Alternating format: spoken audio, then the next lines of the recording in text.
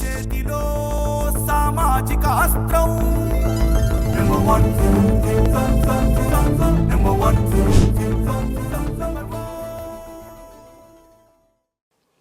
కాబట్టి అసలు ఏం జరిగింది ఏంటి అనేది అనిత గారితో మాట్లాడే ప్రయత్నం చేద్దాం. ఆమె జూమ్ కాల్లో సిద్ధంగా ఉన్నారు.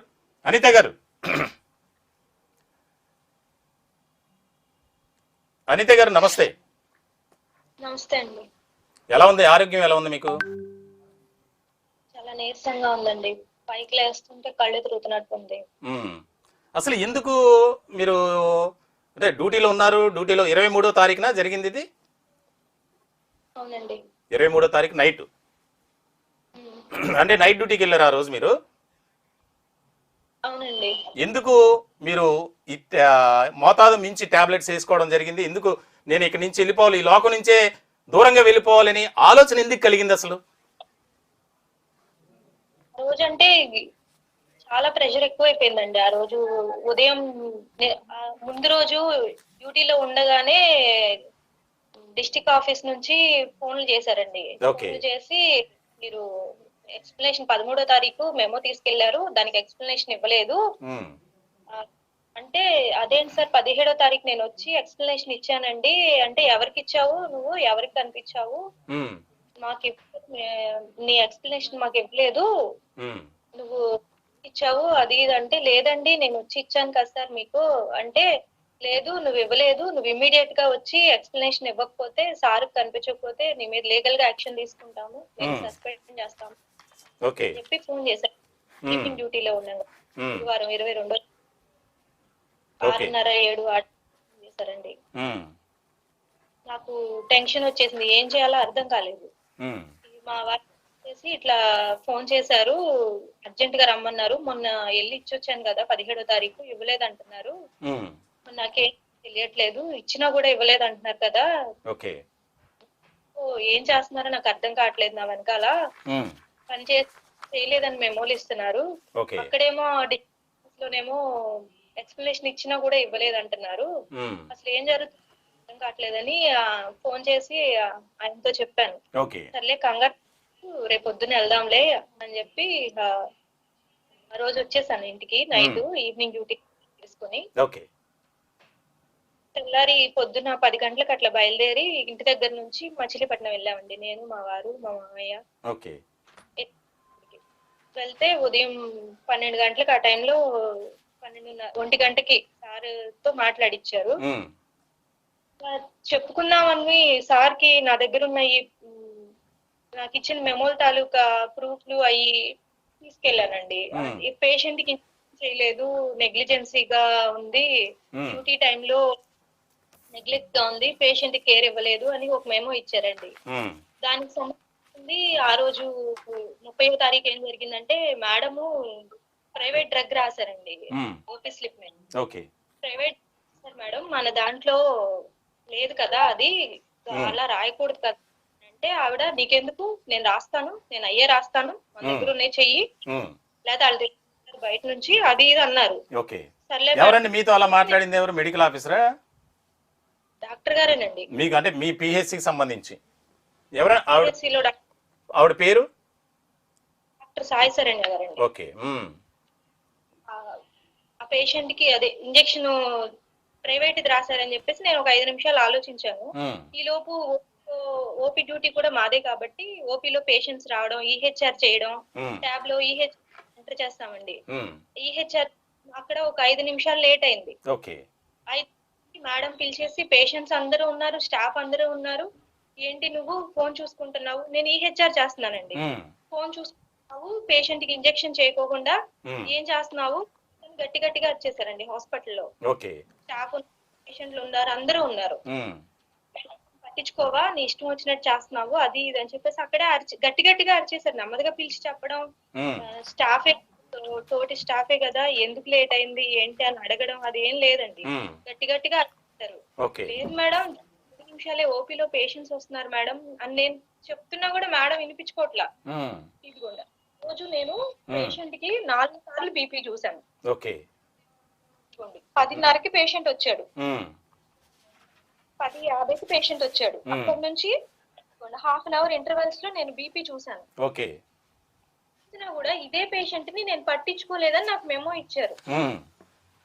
ఈ పేపర్ నేను తీసుకెళ్లాను రోజు 17వ తారీఖు చూపించుకుందాము చెప్పుకుందాము అని.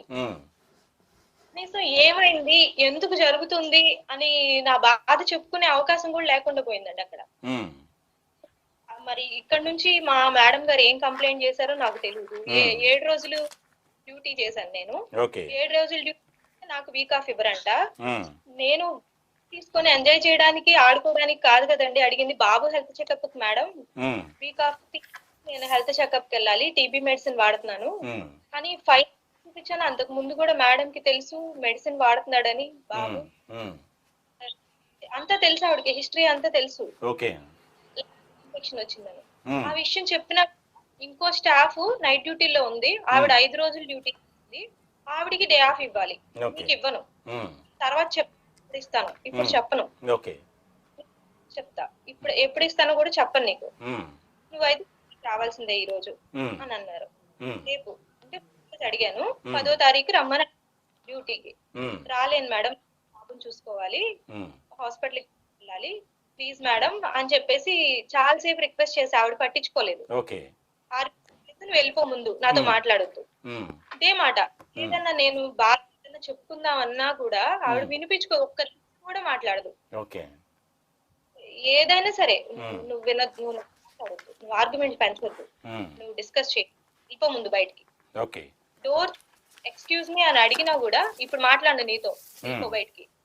ఎన్నో సార్లు అండి అలా ఎన్నో అవమానాలు భరించాను. చాలా ఆ రోజు ఇక తప్పనిసరి పరిస్థితుల్లో లీవ్ లెటర్ రాసి, వీక్ ఆఫ్ కి లీవ్ లెటర్ కూడా అవసరం లేదు, అయినా నేను రాసి మేడం కి పర్సనల్ గా పెట్టా. నాతో స్టాఫ్ కి తెలియాలని చెప్పి వాళ్ళకి సర్టిఫికేట్ తీసుకుంటున్నాను అని మేడం ఇవ్వకపోయినా అని వాళ్ళ అమౌంట్ పడతారేమో అని చెప్పేసి ఓపీ స్టాఫ్ 10 మంది ఉంటారండి గ్రూప్ లో.